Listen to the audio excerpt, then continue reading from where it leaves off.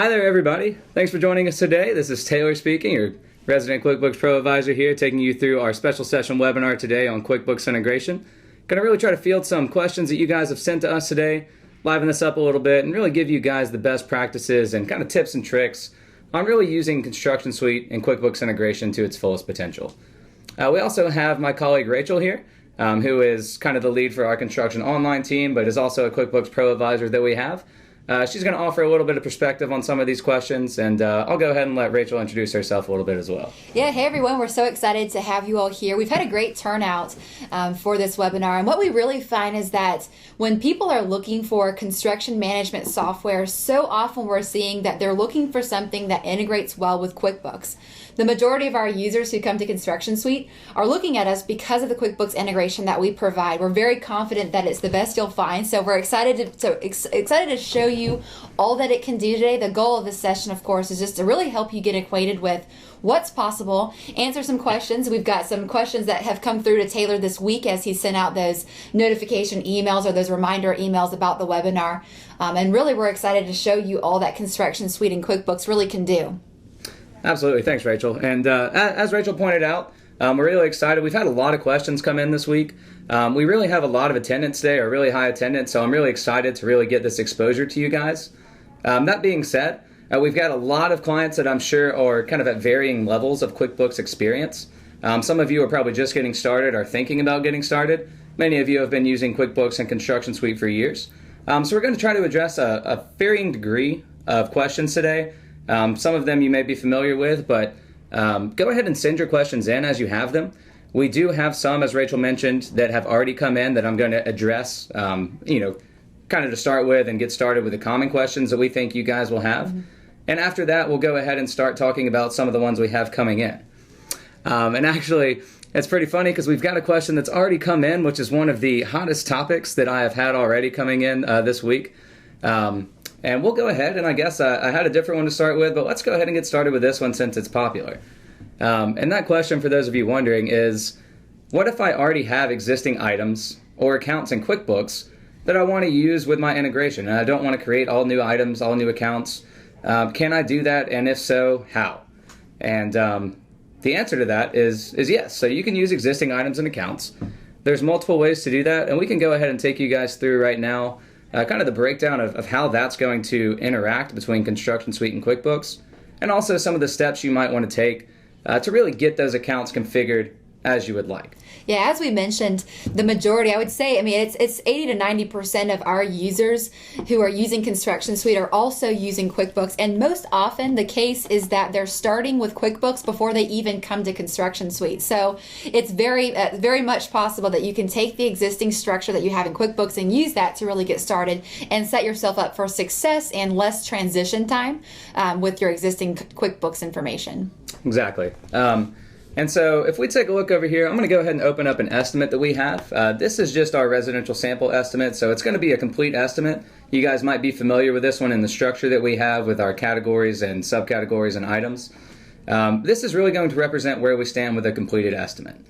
And so I'm going to rewind just a little bit to talk about how this information goes over and what you might already have in QuickBooks. Many clients that I work with have specific cost codes or item codes that they use in QuickBooks. But they don't necessarily use that in ConstructionSuite. And in some cases, there's kind of a decision point that you have to make, which items are going to be used where and how you want that information to go back and forth. And actually, let's see here. So with your accounts and your items in QuickBooks, actually, let's venture over here and take a look. So in our chart of accounts and items list, I have some accounts that are already predetermined by QuickBooks. I'm sure you do, you have plenty of them that might be different depending on the way you have your QuickBooks set up, any accounts that you've added, and you've gotten very familiar with those accounts and those items that you're using now. And so there's really two different approaches that we're going to branch off. The first one is going to be using your existing accounts and items in QuickBooks in ConstructionSuite, and the second is going to be creating new items and accounts based off of your ConstructionSuite estimate. And so we'll clarify on that just a little bit, but we're going to start with using the existing accounts and items for your integration. And what that's going to look like is many of you will have accounts and items, maybe with cost codes, item codes. You'll have a lot of numbers here, not really many descriptions. for the items or accounts. And if we go to our items list, you'll see that you could have a lot of items up here as well with CSI division codes, your own personal cost codes, whatever it may be. And if you're comfortable with that, if that's how you want to break down your invoices and your bills, that's how you currently use it, and you've got a great system in place, you can very easily implement ConstructionSuite in such a way that you can continue using that and not have any changes in QuickBooks. And so what that's going to look like is in QuickBooks, you've got this hierarchy in your items list and in your chart of accounts. Some of you might just have it all on one level, but you'll see here that some of these plans and permits have sub-items, 1.1, 1.2, 1.3, and you can even have sub-items of those as well. And that's going to line up with your estimate framework in ConstructionSuite. So if we open our estimate, we'll kind of try to get a side-by-side comparison here, even though it's going to be overlapping. If we look here, we've got our categories and subcategories. It has 2 levels of detail. And then if we click into the category, we also have line items as that 3rd level of detail. So you can think of your level of details in ConstructionSuite as your items and sub-items within your QuickBooks items list. And the way that that's going to go across is there's really, I guess, Rachel, do you think we should start with the initial setup and talk about that, or do you think we should?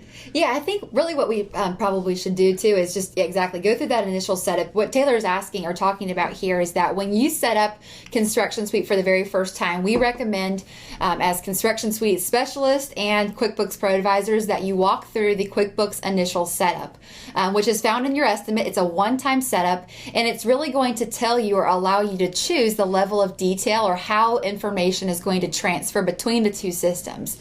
So whether or not you have an existing QuickBooks items list that you want to use, or if you're starting from ConstructionSuite, you're going to want to start here first so that you can really set it yourself up for success. We also recommend doing this the very first time with either a sample company file in QuickBooks or creating a backup of your QuickBooks information first, just so that you can really, you've got yourself a checkpoint really, so that you can kind of go through it again or just make sure that you're making the right steps. Right, exactly. And that backup's really key because with QuickBooks, it's a very deliberate program. You can choose your settings here in the initial integration, and if you send over too much information by accident or the wrong type of account or item, which we'll show you how to set that up in just a second, it's much easier to just restore that backup or that checkpoint, as Rachel mentioned, and try new settings and send it over again, instead of, as I mentioned, QuickBooks is very deliberate going through and manually changing or deleting all of those items, which is kind of a pain.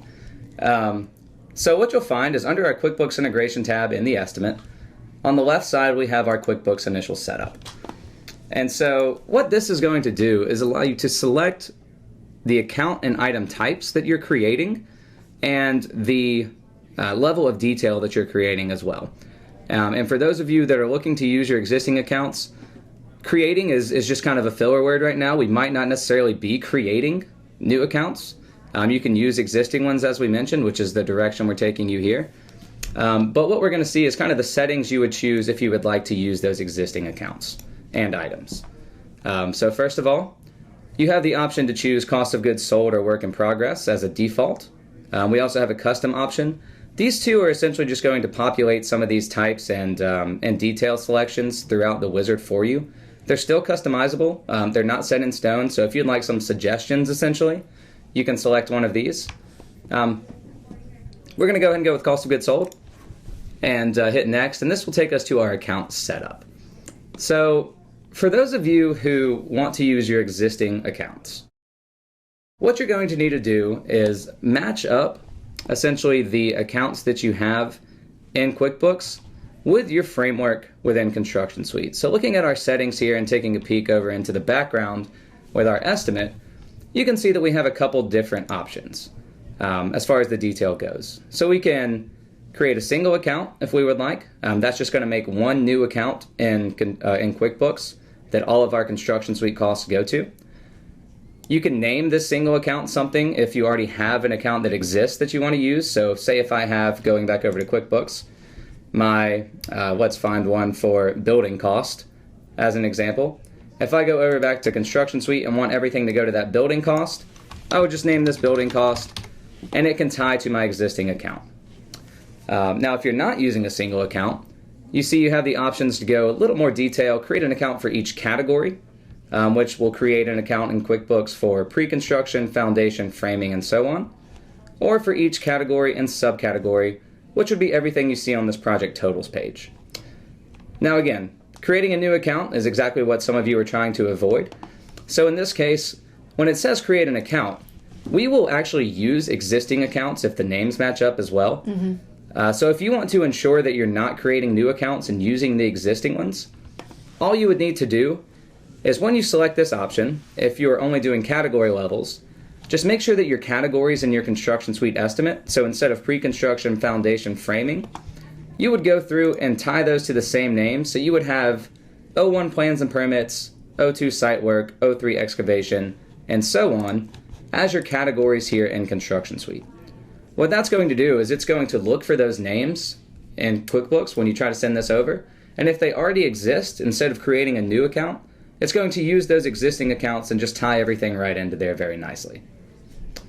Yeah, great question actually coming through from an audience member asking about the character limit there. So QuickBooks is going to set the character limit. So they can be as long as you want to in Construction Suite. I mean, I'm not even sure the character limit. I haven't seen anybody reach it. But yeah, for QuickBooks, it's about 31 characters. Is that right? Right. It's 31 in QuickBooks. I think in Construction Suite, we're up around the 250s. So yeah, I would hope none of you are reaching that limit on your estimates. It's probably going to get a little wordy there. We do have a description in a notes field if you guys would like to put that many characters or that many words in there. Yeah, but QuickBooks is set at 31, so typically you want to stay underneath that for just smooth transitions between the two programs. Exactly. Great question. And so back over here, again, the same thing we did with the accounts on the category level. You can create or use accounts for each category and subcategory as well. So if you want to get a little more detailed with your accounts, you can have accounts down at the sub-account level, essentially, is what it would be. So where we just saw when we had pre-construction, instead of that we had O1 plans and permits, and foundation was O2, framing was O3, if we take a look back over here, what we would instead have is picture this as your category, and then these sub-accounts as your subcategories. So if we want to use all four of these existing accounts, plans and permits, O1 plans, O1 building permits, city license, what we would do, and I'm going to temporarily close out of this actually so I can just show you guys, we would type something like this. And my names might not match up exactly. You do need to make sure that they match up exactly. I'm going off memory here, so I am not 100% sure. I can double check in a moment. But essentially you would start structuring it like this and have this framework exactly as you do in your QuickBooks accounts. And that being said, if you guys have an existing items list that you would like to use, we can actually take your items list and create an estimate template for you off of that and save you guys a lot of time instead of going through and reconstructing that on your own. There is a little bit of a caveat with that in that if you have a lot of items in your items list you don't want on your estimate template, it's going to take a little bit of work on your part cleaning that up. But we'll be more than happy to help you guys with that and really make sure that that goes smoothly. Sometimes it's a lot faster to do that than it is to try to go through and create it on your own.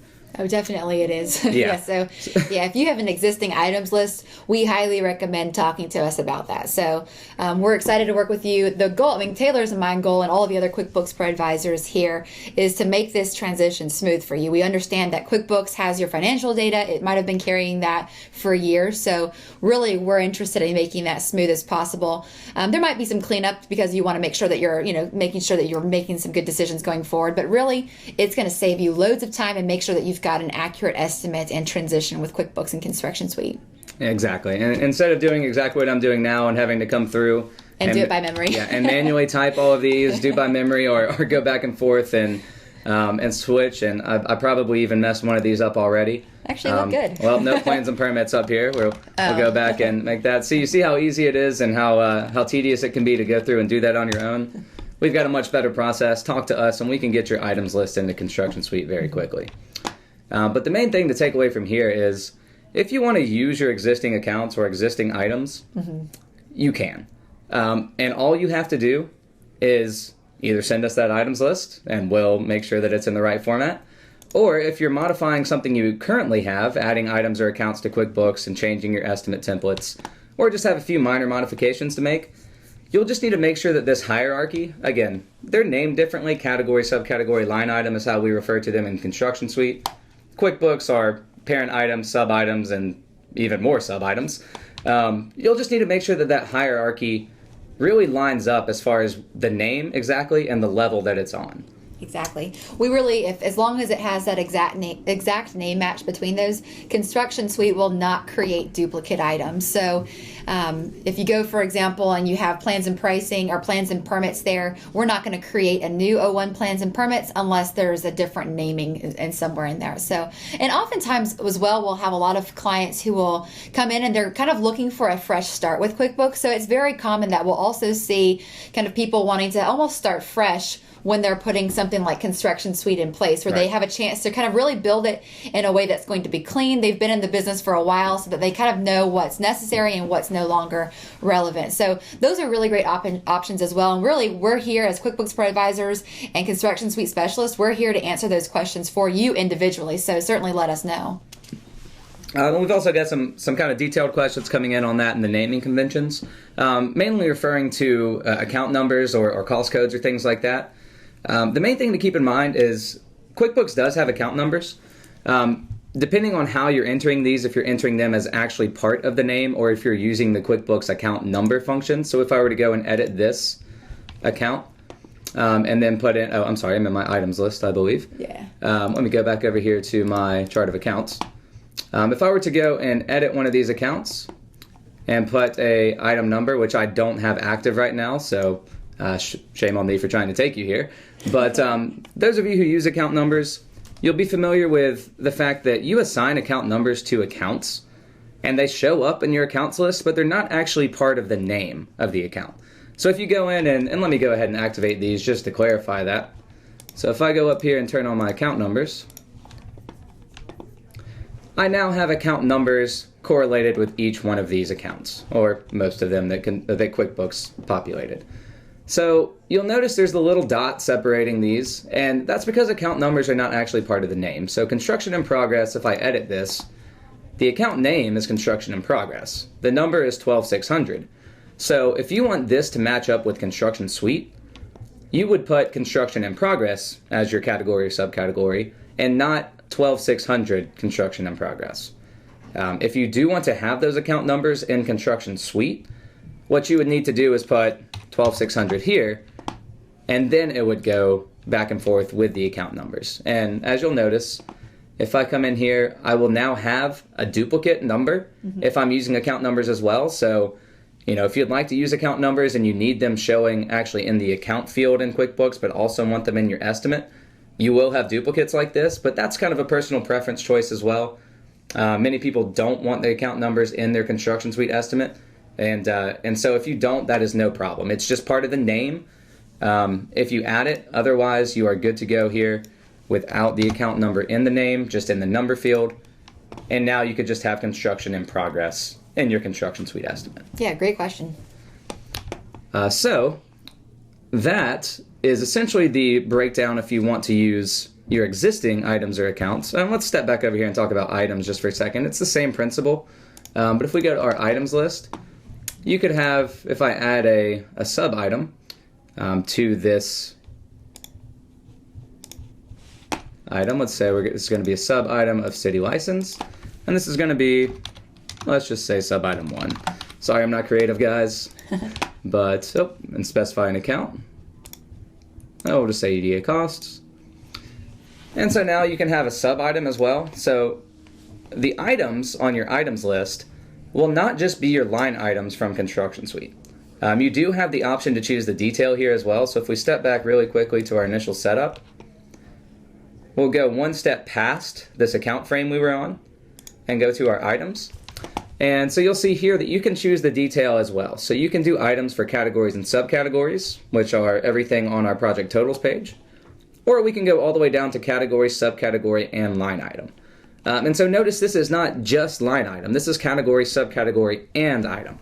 So that being said, you would be using items at 3 separate levels in your items list. So this would be our category, this would be our subcategory, and this would be our actual line item within our estimate. So that being said, same principle as the accounts. make sure the names match up. If you're using any sort of numbering convention, if it's actually part of the name, you can put that in ConstructionSuite. You need to put that in ConstructionSuite if you want it to match up. But that's how the items are going to tie over as well. And coming back, the names are important, but also the item types are important, as well as the account types if we step back one. So if we have all of these accounts that we are matching up with our ConstructionSuite template and our account list, if we have, let's say, other current asset or expense accounts in QuickBooks and try to set these as cost of goods sold, QuickBooks doesn't allow you to have the same name for two separate accounts that are different types of accounts. So I couldn't have plans and permits as a cost of goods sold and plans and permits as an expense account. Yeah. So that being said, just make sure that this matches up as well. Otherwise, it'll have trouble sending that over because it's looking for something that doesn't exist. But other than that, naming conventions and account types or item types are really all you have to look at. And again, the items list that you guys can send over to us will take care of most of that. You'll still have to select these preferences in the initial setup, so that's why I brought that up. Anything else about that before we... I was just going to say, keep in mind that this is a one-time thing. Yeah, absolutely. So you don't have to make these decisions every time or worry about changing these things or running into those issues. Really, with the account and the initial setup is that one-time thing that really just allows you to have the best the best action plan going forward with your integration with QuickBooks. So really, once you do this, and again, we're here to help through that process with you specifically. So, give us a call, let us know how we can help you kind of through this. But really, once you're done, you're done. You don't have to do that again. You're ready to start rocking and rolling and sending estimates over to QuickBooks. And it's really just the click of a button, which we'll see in a second. Once you've done the initial setup this one time, it's send this to QuickBooks, bring this back, there it is. Right. All right, and let's take a look here.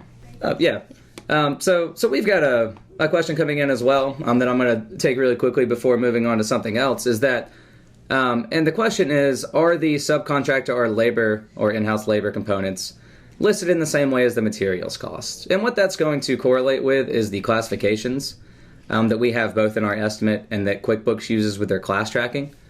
So if we step back really quickly to our accounts, you'll see that we do have in our initial setup an option to use class tracking. So those of you familiar with QuickBooks and using classes, that is an option. And what this will do is take the classifications that we have in ConstructionSuite. So if I close out of this and go back to my estimate, you'll see that we do have this classification column that you can designate for each item or subcategory. And let me go into one of these.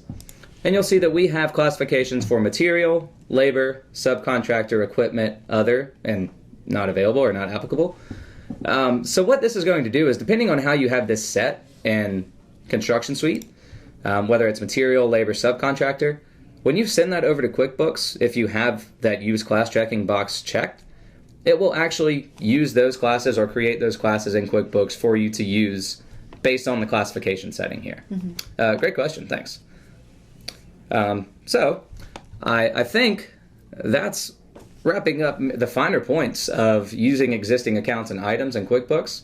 Again, phone calls are always, accepted. Please call us, ask us questions about this. We'll be more than happy to kind of make sure that you guys are getting this set up correctly. I know taking on QuickBooks is a little intimidating sometimes because it's your financials and you just want to be, 10 times sure that everything's going smoothly. And we'll, use these tips and tricks. We're more than happy to make sure that everything's going fine. Do it on a daily basis. It works great. Yeah. So, another question that we get a lot, and that I've had a couple people already shoot in both before and during the webinar here, is what if I'm not using estimates in QuickBooks? And so with this transition, the way that I'm going to approach this is that the estimates in QuickBooks are really how a lot of the ConstructionSuite integration ties in. And, it's what you do your invoicing off of most of the time to make it a lot quicker. You can do invoicing, I guess, on your own. But the estimates are going to really tie in. And what we'll show you here is that creating an estimate in QuickBooks by itself is sometimes a little tedious. Creating an estimate in QuickBooks from ConstructionSuite is as simple as the click of the button. Yeah, literally. So if you're not doing estimates, it's not going to be a process to start doing estimates. I mean, if you're not doing estimates in QuickBooks, you're doing estimates in ConstructionSuite. Right. And doing the estimate in ConstructionSuite is going to be where your time goes in. Once you've got the estimate in ConstructionSuite, what you'll do is just come in here and choose the option to create a QuickBooks estimate from our top toolbar. And you can select some details here, whether you'd like project totals only to be sent, so this is category and subcategories on your estimate, or if you want the line items and the entire workbook on your estimate as well. Keep in mind, this isn't going to change the cost or anything. This is just going to be how the cost is broken down and how detailed. You'll select your customer job, and we'll see exactly how this should always be selected for you. It's going to populate your client and your project name, and we'll show you exactly how that's going to show in QuickBooks in a second. And then just choose your markup preferences. So this is as much about how to create the estimate as why you want to use the estimates.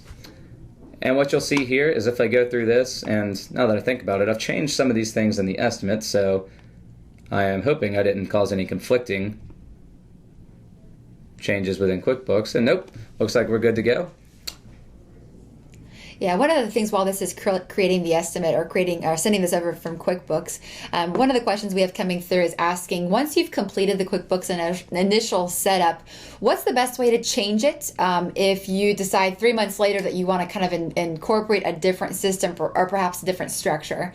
While this is building, we can't take a look at it, but in that QuickBooks initial setup, there's an option to use those parent accounts or parent items. So really, if you're looking to kind of change some of the settings, the parent account function or the parent item function is the best. It is really kind of one of the reasons that's there, is that it allows you to create separate lists to use later on. So if we realize that we wanted to, for example, let's just say that we were using a CSI structure in the beginning, and then we wanted to go back and actually use a different cost code or a different structure in our estimate later on. We can do that by changing the parent item and making it really simple to send over. But those are often a case-by-case basis as well, depending on the changes that you want to make. So that's from what I'm looking at here, that would be the best kind of way to approach it. Otherwise, there might be some other things that would be specific to your specific needs. Exactly, that's great. And yeah, so those parent items, again, that's one of those things that it's a pretty simple process, but when you guys get there, if you decide you do want to change the initial setup and are having some trouble with, it not allowing you to create certain things or items because they already exist in different manners or different accounts, then that's something, again, you can give us a call. It's usually a pretty simple process we can take you through and go ahead and just walk you through that and make sure that everything is going to go smoothly. Because like I said, it's a pretty simple process, but a lot of times you just need a little push in the right direction. Absolutely. Some of the other things as far as kind of what's happening there when you send over to QuickBooks is that when you are creating an estimate, or really with ConstructionSuite, we're going to send over create 5 main pieces of information. We're going to create your chart of accounts and your items list, as Taylor has shown you and as he's mentioned. We're also going to create the estimate, as you can see what we're doing here. And it's taking a moment because it's creating all of those items. So the very first time when you're kind of sending over these items for the very first time, it can just take a couple of moments. I can assure you it would be a lot faster than typing those in by hand. Yeah. But other than that, it's also going to create and set up your customer and job in QuickBooks. So instead of having to go to QuickBooks and create your customer, create their project, we're going to actually handle this for you as a part of that process of sending it over. Yeah. So that's kind of the 5 things that we'll really do to start here. Exactly. And as you see, this is kind of going through creating these for the first time. Again, if you would have matched this up with your existing items list, you would not be getting all of these new items, of course. That was kind of the point of not doing that. But this is, as you can see, again, going to be a one-time process, so it's not going to take this long to send over every time. Once these items are created the first time, it's just going to use these the next time. Or again, if you already have them created, to begin with, you'll never have to go through this process. It's just going to send right over essentially in a couple seconds, and looks like we are getting there with our items here. But if we get back to ConstructionSuite for the moment, let's go ahead and just take a second while this is finishing, and we can show you this. And let's just finish talking about why you'd want to use estimates. I mean, this is a great time, still back to the original question. So the estimates, I was trying to show you guys why it's, not really going to change the way you do things if you start creating estimates, but it's not going to affect your account balance in QuickBooks. If you want to use our application for payment feature in ConstructionSuite, which, by the way, for those of you who use AIA forms or would like to start using AIA forms, this is going to help you create a full G702 and G703 in a matter of about 30 seconds if you go through it, quickly, which is going to save, what I've heard from clients, anywhere from a couple hours at the minimum to, sometimes a day or two a week, of work, of, entering line items, making sure calculations are correct. And the thing about that application for payment is it's all pulling directly from QuickBooks. So there's no worry about, incorrect data entry or, making errors in your calculations or anything like that. It's all going to do that for you as well. And yeah, just another thing I was about to get to. It looks like some of you guys are right on point with my line of thinking, is that progress invoicing in QuickBooks, for those of you who don't use it, is a miracle worker. It's going to save you a lot of time by going ahead and tracking those costs, from invoice to invoice, and making sure that you know exactly how much you've invoiced for, where the costs come from, and populating that very quickly. And the progress invoicing is done off of the estimates. So if you don't have estimates, you're really losing out on QuickBooks functionality. And ConstructionSuite makes it to where, you can get those estimates pretty much in a snap. And so you're increasing not only your company and your ConstructionSuite functionality, but you're also increasing your QuickBooks functionality with it as well, all in one step. Yeah, and in fact, I recommend to every user that I work with, and for the most part, in terms of invoicing, is to use the progress invoicing in QuickBooks. They do a very nice job on really allowing you to just move faster, so you're not overbilling your client. It keeps track of prior invoice amounts, so definitely a nice function, and it can only be done if you have the estimate in QuickBooks. So really a good point there that one of our users brings up, and you're right on point there. One of the other questions coming through is just asking about the difference between creating a QuickBooks estimate, which is what we're doing, and the option that they've seen in terms of exporting to QuickBooks. There's an option in that drop down that would allow you to also export an estimate to QuickBooks, and really they're the same thing. So just really two different places to find it. Sometimes people look to export to QuickBooks. Sometimes people look for the create QuickBooks estimate. So they do the same thing. They'll give you the same window and create the same process. That's correct. And also under that drop down, again, while this is completing this first time, and before we're done today, I'm going to send over another estimate so you guys can see that how fast it is without creating all of these items. But we also have the option to just send over your ConstructionSuite items or your estimate items to QuickBooks in this drop down, which is essentially going to send over your items list without creating an estimate, which typically is not something that I would really see a reason for doing, other than if you've added items to the estimate for some reason that you don't want in your, you don't want an estimate in your job, but you want the items available. Very, very few circumstances where I see that actually being recommended. Most of the time, I think you should keep your estimate up to date and have the items in there. But there is also that option, and that's just kind of to clarify the difference between those for you. And so, what we're going to take a look at now is let's go ahead and see where we stand with this progress.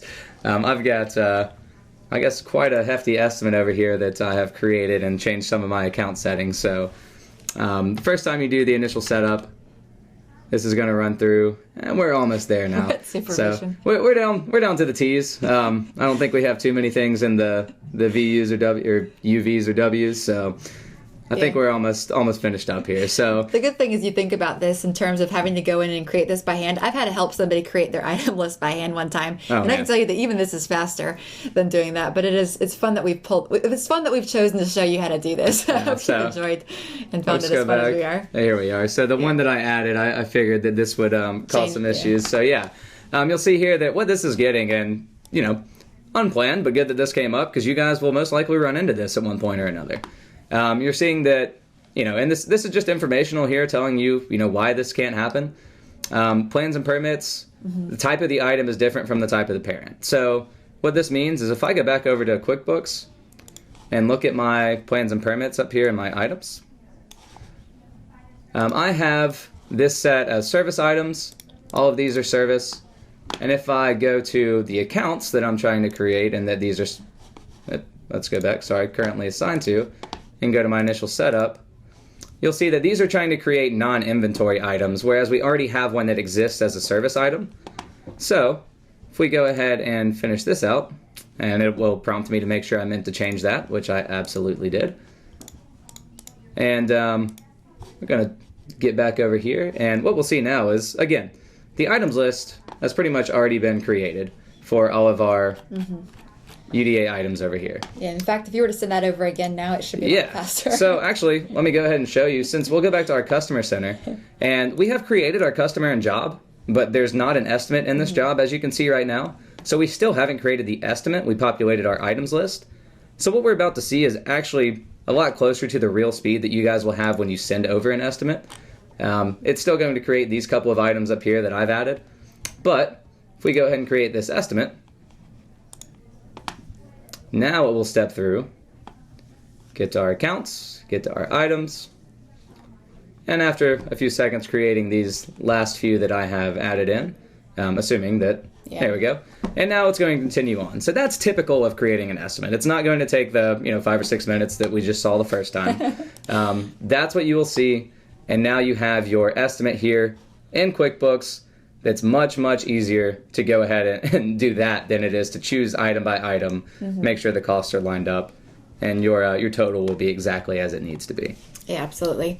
Great question here. Also coming through, and one of our audience members asking if we have to send over or create basically multiple or update multiple estimates and projects at a time, or if it can be done on a one-by-one basis. And really, to tell you how we do it there is that we do this per estimate. So we don't want to accidentally send over everything to QuickBooks before it's ready or before it's been contracted or anything like that as well. So whenever you're ready to send over an estimate to QuickBooks, it's done through the actual estimate rather than an all at once sort of thing. So notice we're only creating the estimate for this Eagles Landing job, and that's the only one it's going to send over to QuickBooks. If we wanted to send another job over, we would just open that estimate back in ConstructionSuite and send that over instead. So for us, we make sure it's just, again, it's intentional. We want to make sure that you're sending over the right information, the right estimates, creating the right job, and so on. So great question there. You're doing it at a per estimate basis. Right. And part of the reason behind that as well is if you do send them all over at once or multiple ones over at once, those estimates could be, not complete. They could be kind of in the intermediate phases of creating the estimate and just a partial estimate. Yeah, if everything was happening at the same time and going at the same pace, that would be excellent. But we all know that isn't true. Yeah, that definitely does not happen. Once in a blue moon, maybe, if even. So, and the thing about that is, if you send over a partial estimate and don't realize it, you could send over the full estimate later.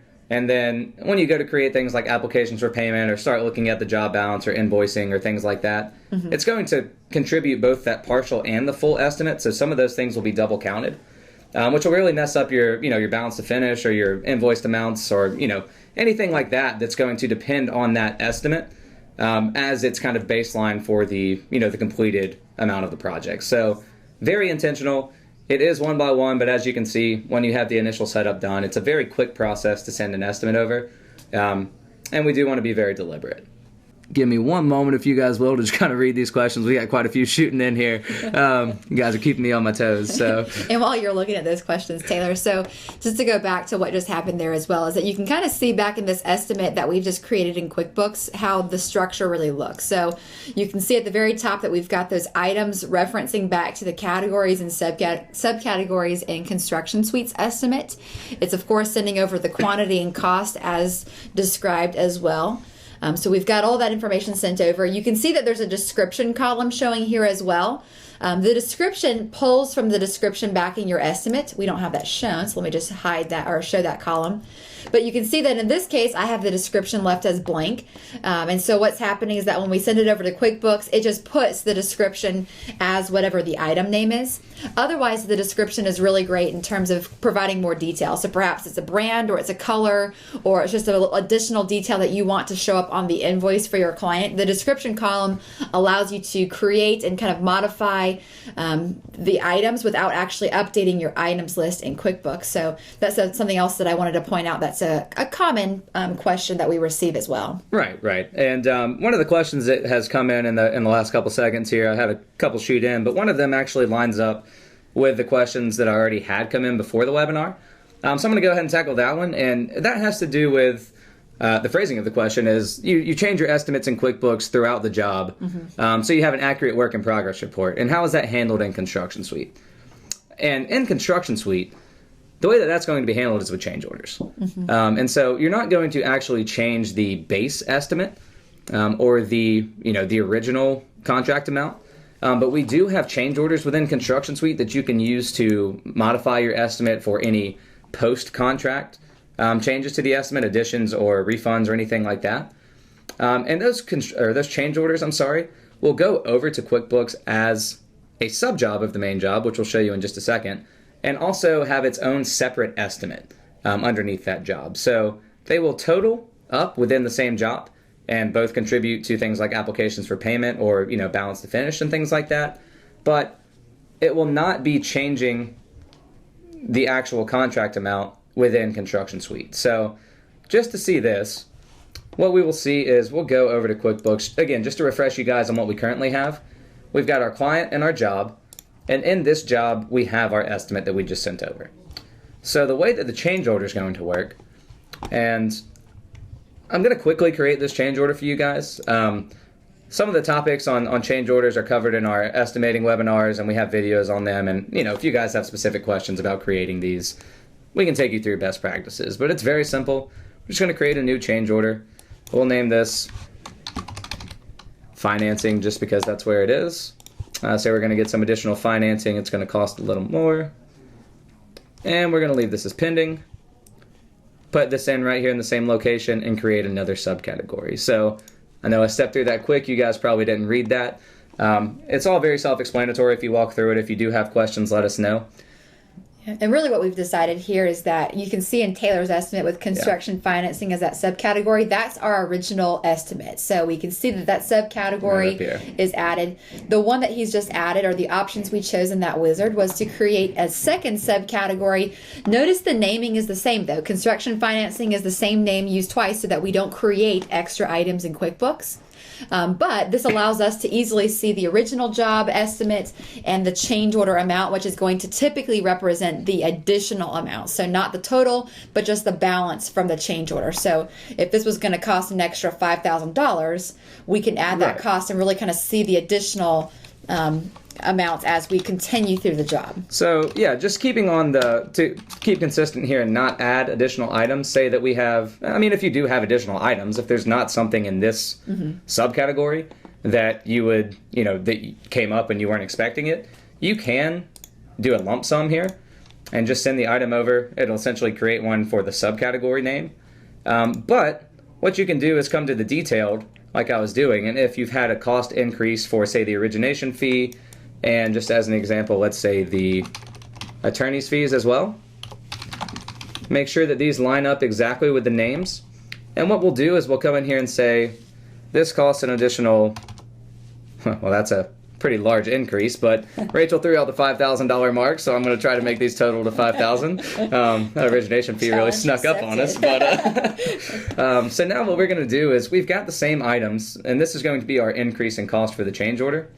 So what's going to happen is, let me go back over to my other view here. So this status column, and again, I'm going to be jumping back and forth between a few views here. We have some predefined views in the bottom right-hand corner of our estimates to switch between financial or organizational.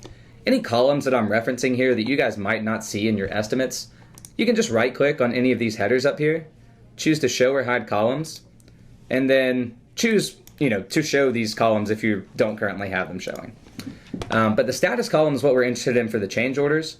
If I change the pending to accepted, maybe you've generated some documents, had them signed off by the clients, and you're now committing this to your project total and adding it to the estimate, you'll get prompted to export this to QuickBooks when you accept the change order. So if you select yes, you will get essentially the same thing you got when you chose to create a QuickBooks estimate, because that's exactly what this is doing. You'll notice here, though, that we have not only customer job and now sub job as well. So we'll send this over. And one thing also that I'll kind of address while I'm here, because I got a question on it before the webinar, is that when you're sending over change orders, you don't have overhead and margin applying to change orders. You can add markup or taxes. The overhead and margin is part of the original contract amount. So by nature, change orders are additions to the original contract. You don't want that overhead and margin to increase with a change order, because then it's different from your original contract or proposal. So if you would like to mark up change orders, it can be done on an individual basis. And let me go ahead and send this over, and I'll show you that in the estimate very quickly. And sorry to split you guys between two topics, but I think it's going to run together pretty smoothly. If we come back over here. So that line item markup is going to be on a line-by-line basis. So markup here, I've got line item markup column. Again, you can show this by right-clicking if it's not there. So instead of overhead and margin, you'll click here, choose to apply a markup of, maybe 12%. And that will then mark up our 3,500 and 1,500 to the appropriate levels based on that percentage. So you would do this before you send the change order over because you want this cost included in the estimate. So you'll see now I did this after, whereas before I had 35 and 1,500 is what I have over here. And I chose project totals. So 5,000 is what you'll see. I did not choose to send the line items over. So we've got 5,000 here instead of 5,600 because we didn't include that 12% before we sent it over.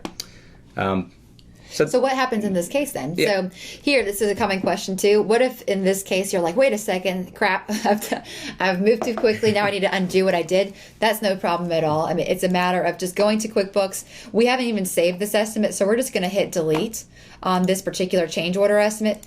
Back in the estimate here, now we're going to go back and let's see, where's that accepted column? Oh, yeah. Sorry, I changed the view on you. I can't see the thing. There you go. Okay. So we're going to take this accepted and we're just going to change it back. So you can see that when we just hit that status column and mark it as accepted, now it's going to ask us to resend that over to QuickBooks. This time we're actually going to choose the entire workbook so you can see that level that Taylor was mentioning. We've got line item markups already checked, and now we're going to hit OK, which is going to create that change order estimate again. So you can see that if you do make a mistake and forget to send something over, that's no problem at all. So now here we go, back what I was saying. We do have both of our line items here now because we chose that entire workbook level. And you can see that that 12% has actually been included now. And you can see down here, QuickBooks will take that and add that as the inline markup. So it will separate that as well on your QuickBooks estimate so that you can see what your subtotal was and how much came from markup. So if we save and close this, let's see what this did to our customer center. And now you'll see that whereas before we had our customer and job, we now have our sub-job underneath this financing with its own estimate for $5,600. And so every change order you send over will come over at this level. You'll see some of the other jobs I have multiple change orders at this level, cabinetry downgrade, electrical fixtures.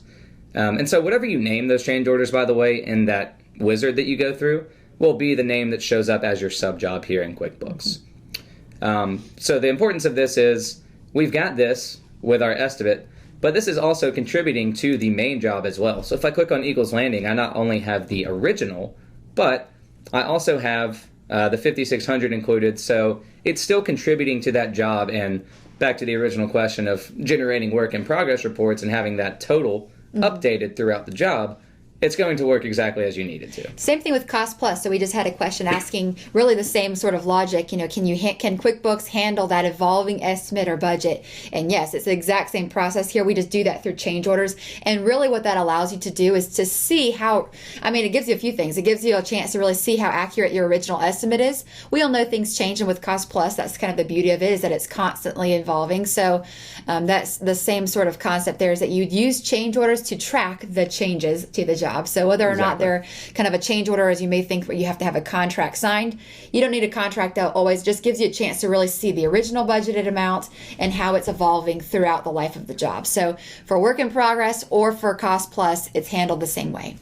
Exactly. And there's a lot of flexibility with the way that you guys can make this work. We see, between Rachel and myself, I'm sure we've both seen different cases, but we've both seen a variety of cases as far as the way that people come into this doing their financials or come into this setting up their, their preferences and the way that they work with QuickBooks. And most of the time we can modify, what they're currently doing and make it work with how ConstructionSuite works with QuickBooks. And typically in the cases that it's not going to work how they're currently doing it with the way that we do it, we can work with them, and it typically turns out that the way that they're doing it is maybe not always as good as the way that we can suggest. Or like I said, we've seen many, many different ways to do things. We know a lot about what can work and what cannot with ConstructionSuite. So usually if we can sit down with somebody and have a conversation about kind of how you're doing things and what we would suggest, sometimes it takes a little work to reconstruct, but once you do that, your efficiency is just going to skyrocket. Absolutely. So some of the questions that have come through as well, there's a lot of great questions on various topics. So one of the ones that's a quicker is just asking if about specifically our PlanSwift integration.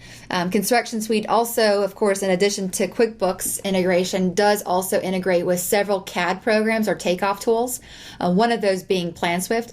At this moment, we don't have a webinar scheduled, although we certainly are open to hearing your ideas on webinars or topics that would be of interest to you. So definitely, if that's something that you're interested in, we'd love to consider that. There's also a short video on our YouTube channel. So if you were to go to our UDA YouTube channel, you're essentially just searching for UDA Technologies or ConstructionSuite under YouTube. Right. We've got over 70 videos that are short, including these recorded sessions, but also short videos that are about 5-10 minutes long. One of those is specifically on CAD integration. So if you're interested in learning more about that, that's going to be a great video for showing you exactly what that's going to look like. So definitely take a look at that one as well. Exactly. And as she mentioned, so we kind of have these separated. And while we're here, I'll go ahead and give you guys a quick tip on navigation. So we have what we call Suite Talks, which are those shorter videos, the typically 5 to 10 minute ranges. And you can see they're broken down into basics, estimating, QuickBooks, things like that. The CAD program, I believe, is going to be under the estimating. Mm-hmm. The QuickBooks integration, if you guys are interested, we have 8 short videos here. As you can see, most of them are around 5 minutes. QuickBooks, some of them are a little longer.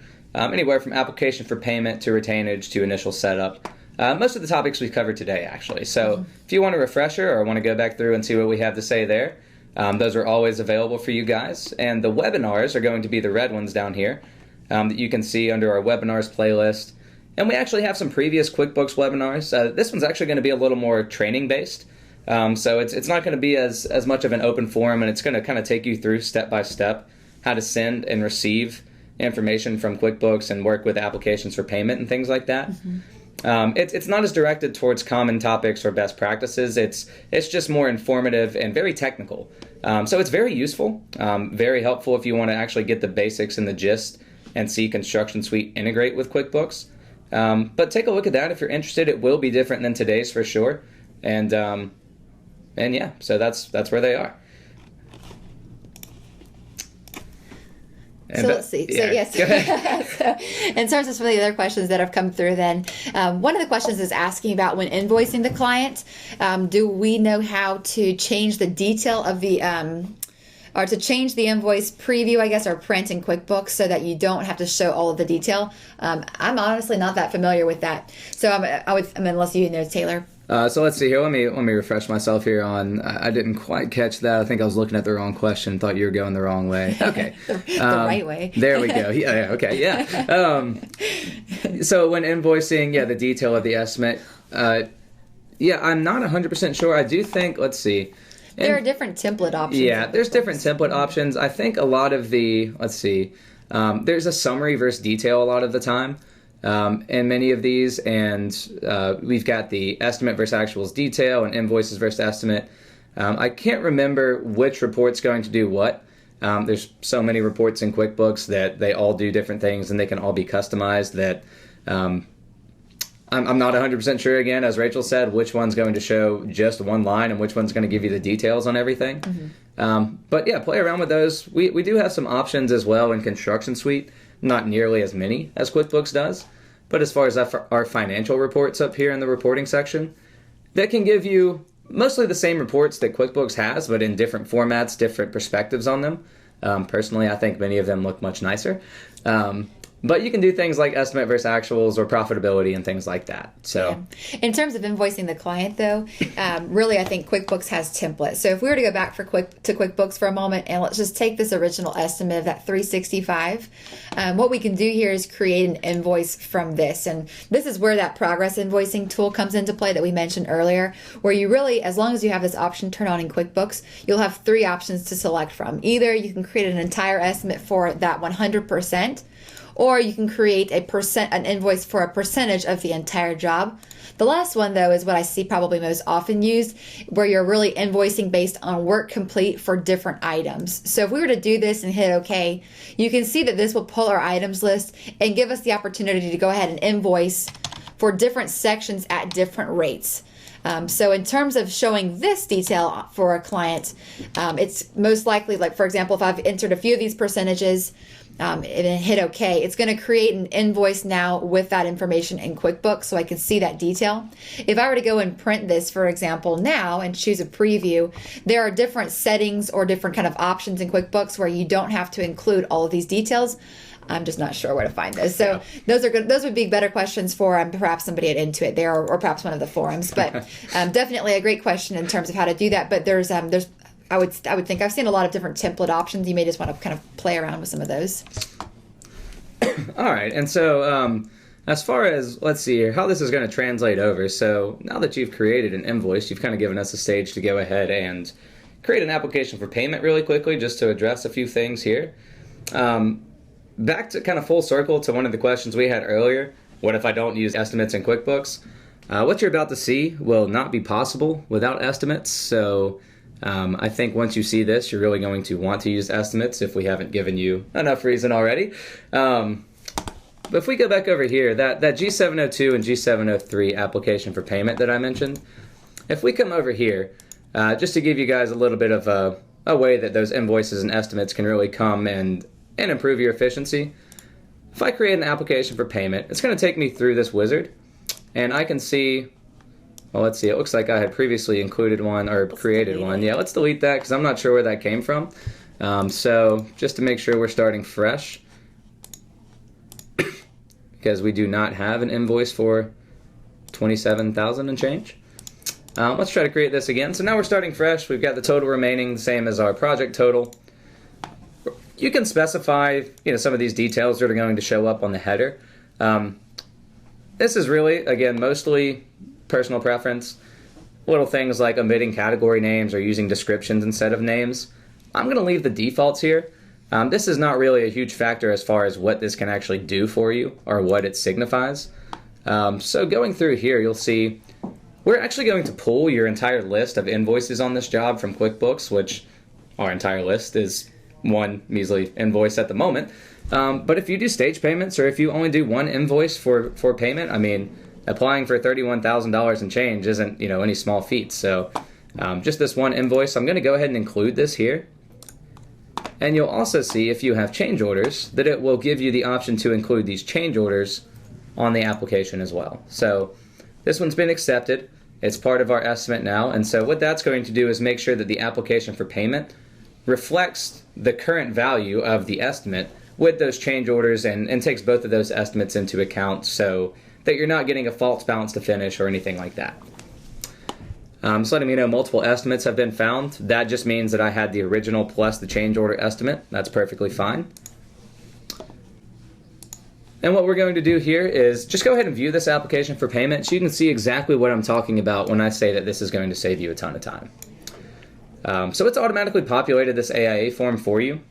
The original sum's pulled from the original estimate value. It's pulled this change order in to give you that new value. Total completed and stored is going to be the sum of your invoices. So the benefit here, as I mentioned earlier, is that all of these numbers are pre-populated for you. You don't have to search or add or anything like that. All of your existing items or invoices and make sure that you have the right values. You don't have to worry about your miscalculations. This is going to pull directly from QuickBooks, populate everything just as is, and go through like that. So we'll see the balance to finish is $339, which is that original contract sum minus what we are currently charging for. And if we go to our continuation sheet, this is where most of the time's saved. So if I close out of this and look at the one here in the background, what this is going to do is populate this schedule of values and all of these items for you, or I guess subcategories in this case for you, with their scheduled value from the estimates. So we'll go through, we've got 4 or 5 sheets here that you can see full of data. And so typically you'll have to go through and populate this by hand in most cases. And as you can see, that's a lot of information, a lot of cells to type. Even if you're not having to worry about calculation mistakes or typing it in, it's just a lot of numbers. And so what this will do is go ahead and calculate that for you. And if we go back to the beginning, we can see that for these plans and permits, we've invoiced for these. It'll show our prospective percentages that we invoiced for on that progress invoice. Then it'll do these calculations about what's stored to date, how much your balance to finish is, and give you this summary statistics at the bottom to give you the overall view of the job. So scheduled value, this period, how much we've invoiced for, total completed, which in this case is just one invoice, so it's the same thing. And we're 8.5% through with the job with this balance to finish. And so with that, yeah, and also with this, of course, a question coming through is about changing the font or perhaps color. You can see that we're in Excel at this moment. So really, at this point, you can make changes to this. You can change the column width. You can change the font. None of it's going to save to the template. So we don't allow that just for programming purposes. It just makes it a lot smoother this way. But you can make changes after this has been created, print those off, and save them out as well. So certainly that's an option if you'd like to do so. Once you've reviewed the application, though, you'll go ahead and select Finish if everything looks good. Otherwise, you can reject and start over again if there needs to be any changes. So we'll go ahead and finish that. We'll save it to the project in ConstructionSuite. We've got that information recorded, and we're all set to go. Now, one of the other things we can talk about here in terms of that invoice is the ability to pull that invoice back into ConstructionSuite. So I'm going to turn on this view. There we go. And really what we can do is we have this option here to import from QuickBooks. So we can import, we've already talked about how we can send details to QuickBooks, but we can also pull information back from QuickBooks so that you can see that information from your UDA estimate and not require somebody to go into QuickBooks and run those reports. Oftentimes we're seeing that the teams who use QuickBooks are different from the teams who may use the ConstructionSuite estimate. So this allows you to pull in that financial data back into your estimate where more people are going to be able to be familiar with it. What you'll see here is that we're going to choose to import our invoice amounts. We can select to import all invoices or just those that are either paid or unpaid in QuickBooks.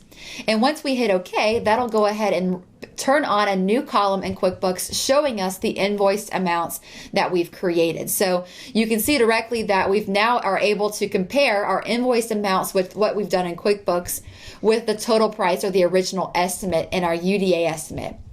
If we were to go back and save this information is also reflected back on our financial graph. So if we come back to the UDA Today screen, you'll notice here that this Eagles Landing job now has this little orange kind of chart showing us the invoice amounts in relation to the original estimates and the change orders shown. So those are a few ways that information is going to pull back in and allow you to see quickly where you stand with your project financially. Right, and one thing that I noticed that some of you guys might have questions about as well is when we imported these invoiced amounts, you'll see that for the lump sum, it came right in on the subcategory. For the detailed, we've got some invoiced amounts coming in at the subcategory level as opposed to the line item level.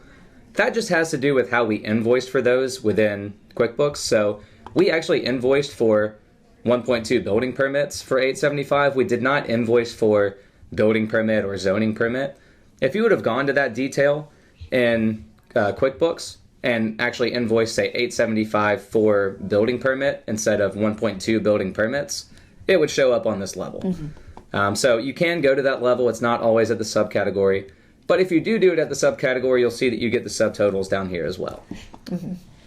Oftentimes what we're seeing as well, kind of back to that idea of different teams using different software, or you might have the kind of the accounting team who's really using QuickBooks, and those they're going to need to see things at a different level perhaps than those who are really creating and managing the estimates. So it kind of gives you a chance to still pull data back in between those, but not have to send over the same detail. Which brings us to our next point on, and one of the questions we had earlier, which was on creating purchase orders and handling purchase orders in QuickBooks and in UDA. So to take a look at that, let's go. I can take over if you want me to. Yeah, so go ahead. So with the purchase orders, really, so many of you that are creating purchase orders currently in QuickBooks are probably familiar with that process. ConstructionSuite will actually allow you to create a purchase order from ConstructionSuite and generate that purchase order in QuickBooks. So the way that that's going to work, just as pretty much everything else with our QuickBooks utilities and ConstructionSuite, is going to be in our QuickBooks integration tab. And you'll see that we have the ability to create a QuickBooks purchase order directly from our estimate. And the way that this is going to work is, before I click on that, let me remind you of our classification columns that we had here that you can designate throughout the estimate, as well as our resource column that we also have.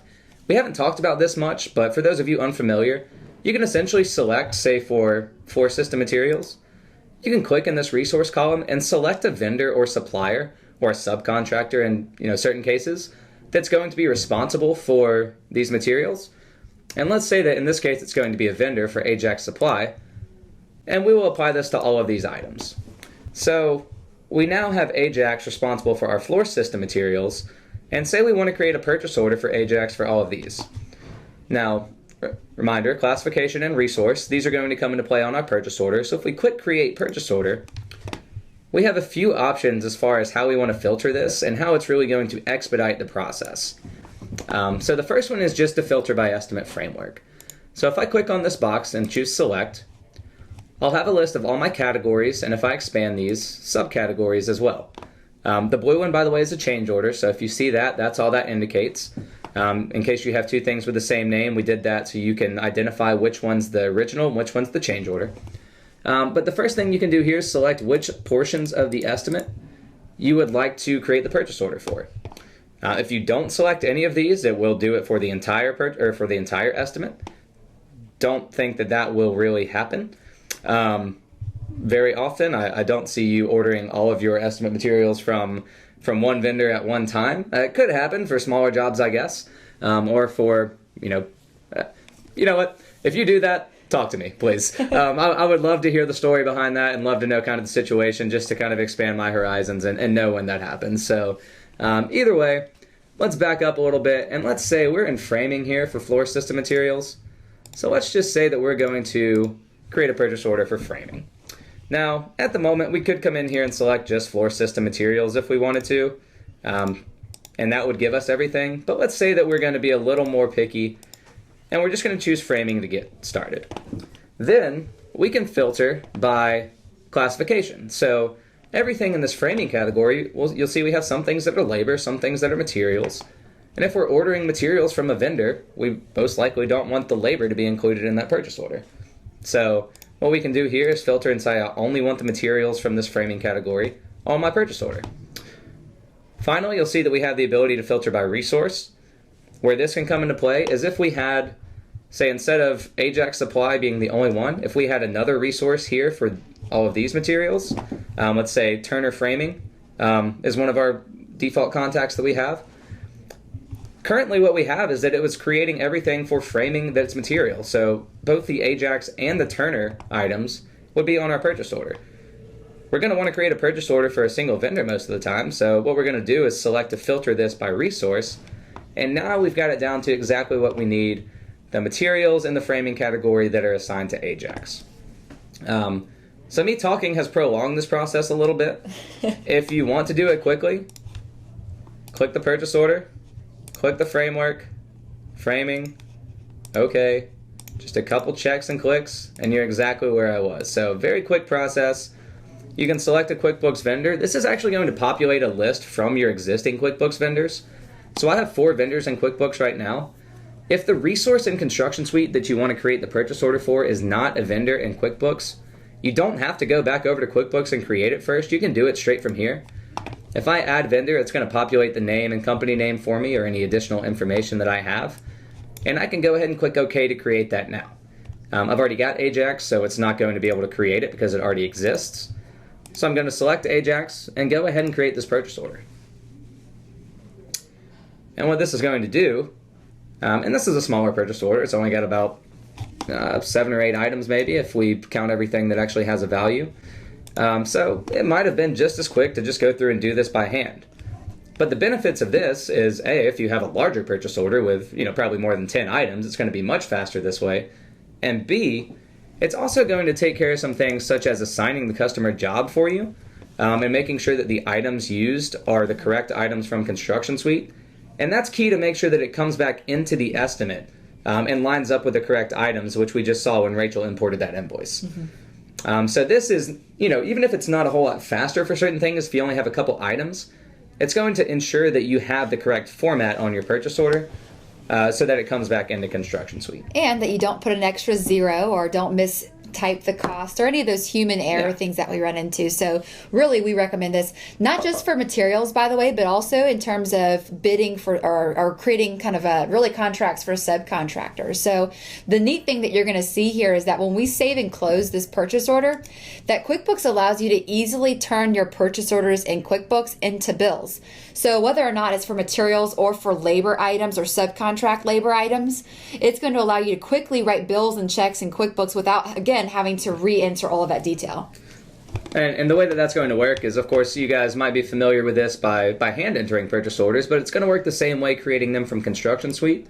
So if we go to enter a bill in QuickBooks, as long as we select a vendor that has an outstanding purchase order, it's going to let us know that we have an open purchase order and ask if we want to receive against this. So if we select yes, you'll see that this is the one we just created. And so if we receive against that, it will automatically populate this bill for us. And again, not only does it eliminate that human error, the adding an extra zero aspect of it, but it makes sure that you use the correct items and that it's assigning the customer job. So even if you remember to do this every time, if you're a perfect human and don't ever make mistakes, it's going to expedite the process for you instead of having to click on each one of these individually. Yeah. So now that we've got this, I'm going to go ahead and save and close this. And actually, let's change them. Yeah, I'm going to change some numbers so you guys can see some variance columns in there. Say we actually are going to bill for 65 of these, and say instead of $14.20 a piece, these were $15 a piece. I entered that bill. There we go. Typically, this is going to be done, I guess, on the purchase order phase because when you enter the purchase orders, they're going to be different from your estimate most likely. But since we kept the purchase order the same, we're going to change this bill a little bit so you can see some numbers in ConstructionSuite. And let me change one more thing. Let's say that this is going to be, instead of 40, 35. So I'm going to save this now with those changes. Oh, and of course the balance is not equal here, so that was my mistake from switching screens there. So 11,035.50 is what we've got here on our items. And now that's going to be the correct amount due. And we'll save that, and you'll see that we have that bill now in addition to the purchase order.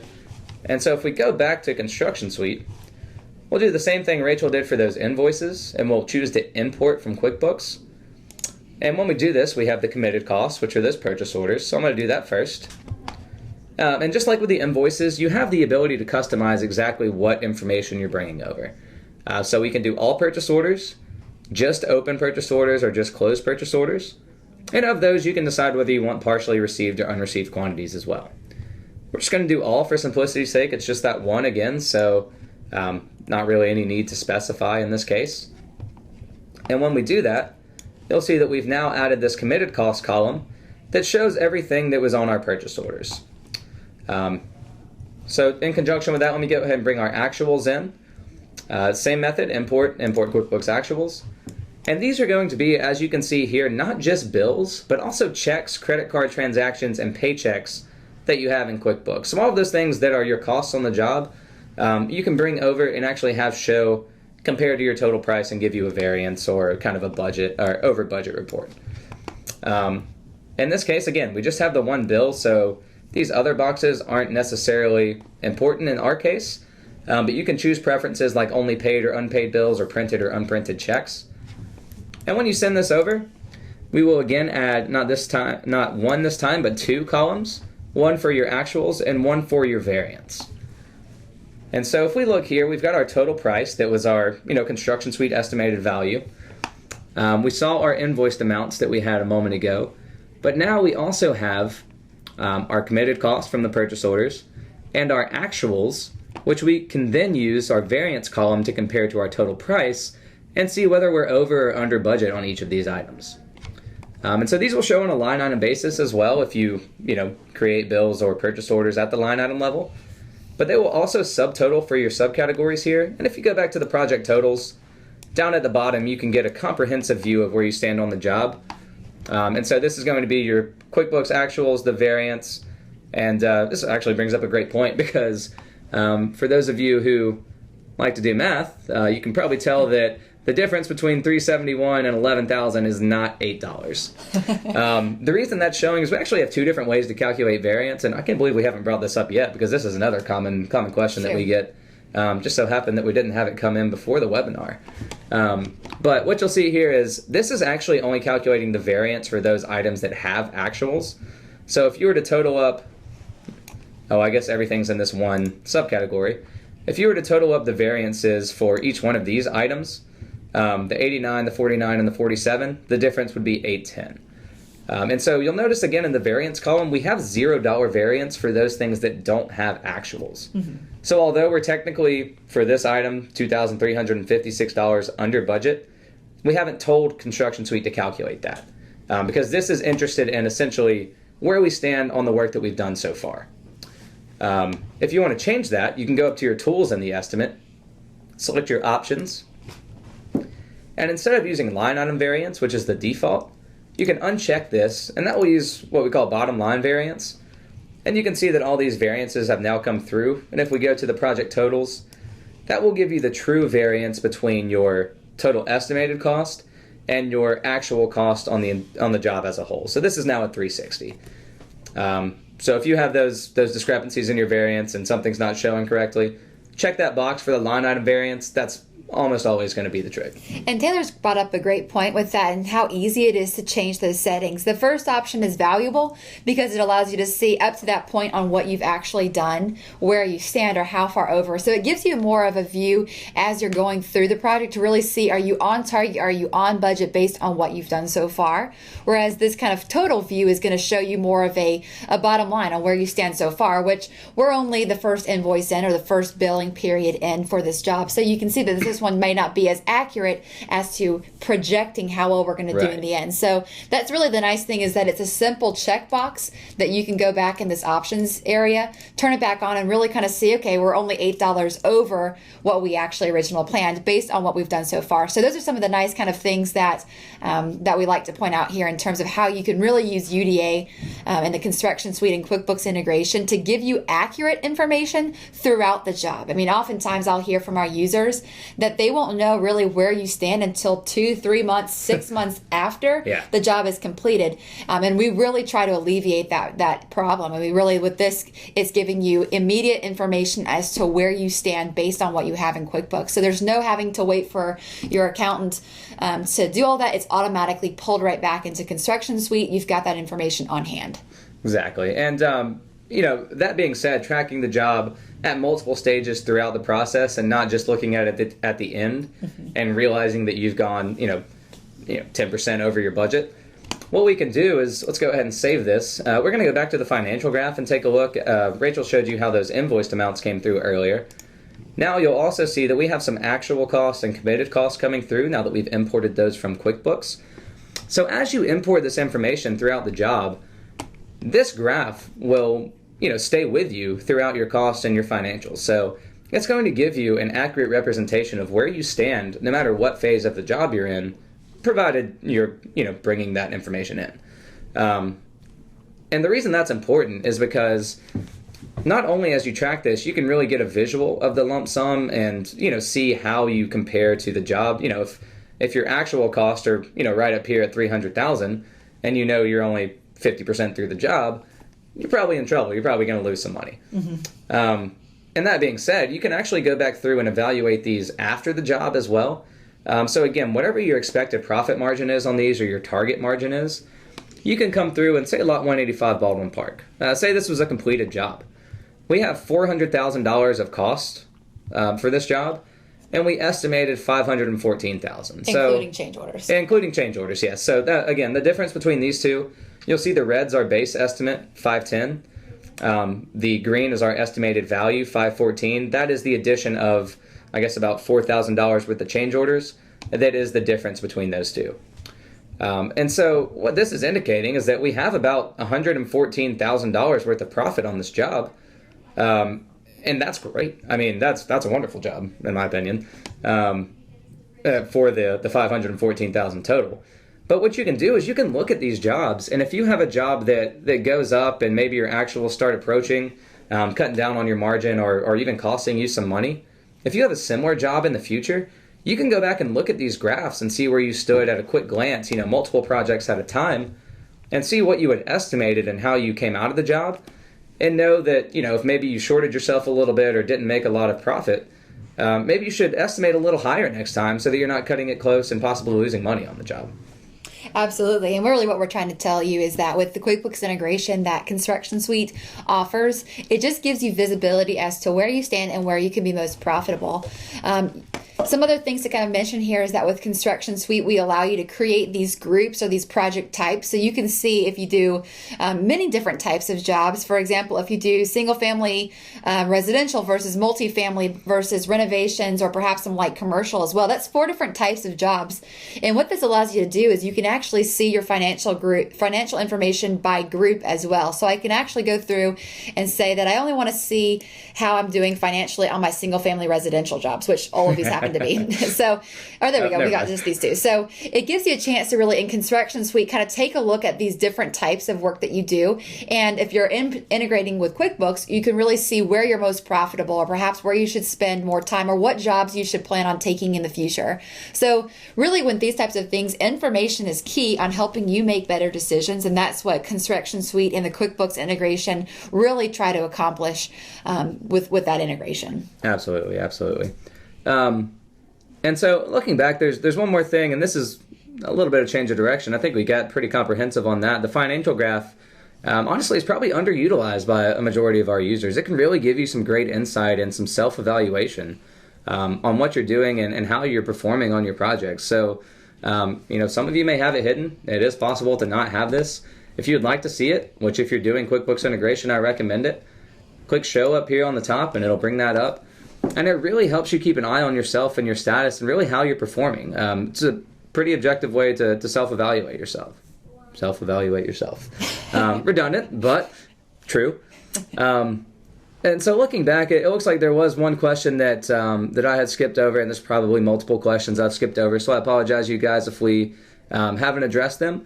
But one of the questions is that I actually run into a lot, and it can cause some issues, is what if I'm trying to change an application for payment that I've already saved?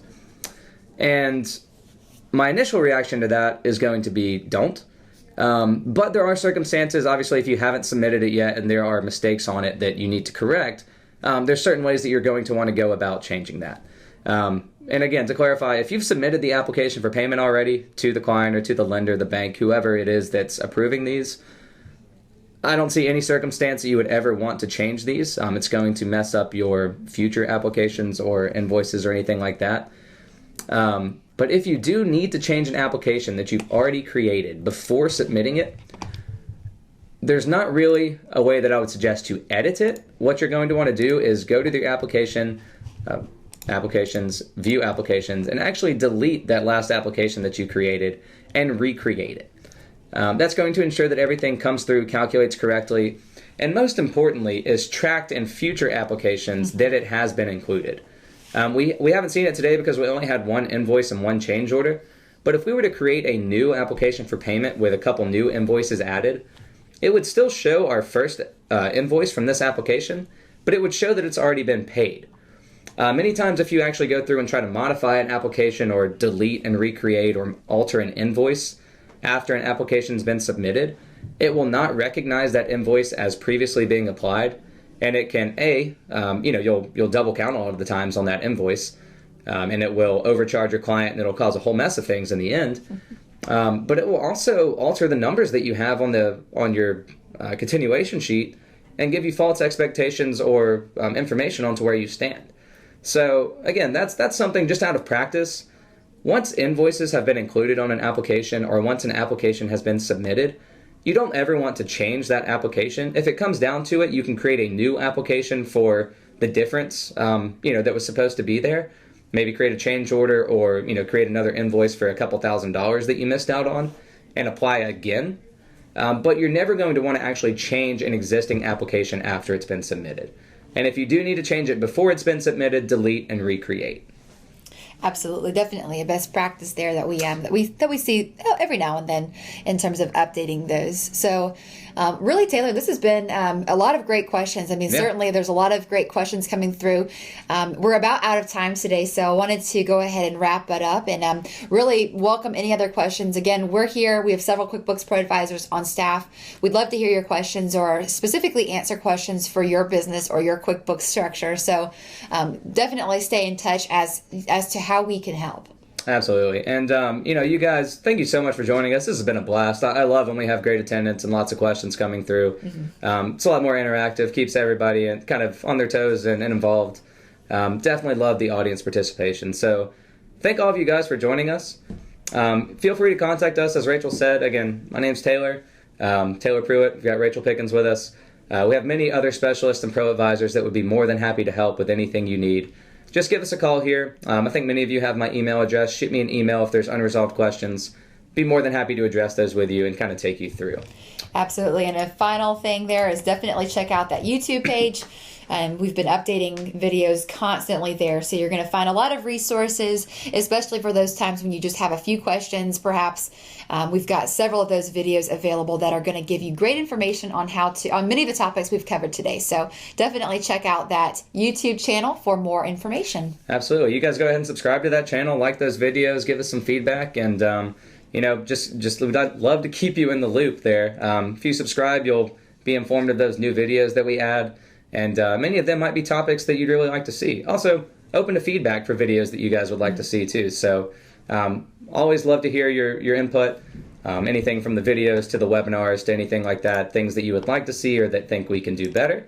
Or things that you just loved. We always love to be praised. So who doesn't, right? Absolutely.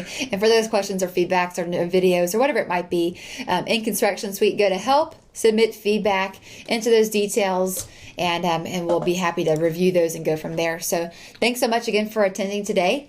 We look forward to having you attend other webinars. Check out tomorrow's webinar on scheduling, or have other team members attend that one. Same time, 4 o'clock Eastern time on scheduling. Or Friday, you're going to join me and Amanda, the ConstructionOnline specialists, to review some of those questions on sharing information with others on your team as well. So again, same time, 4 o'clock Eastern. We hope to see you there. Absolutely. You guys have a great afternoon.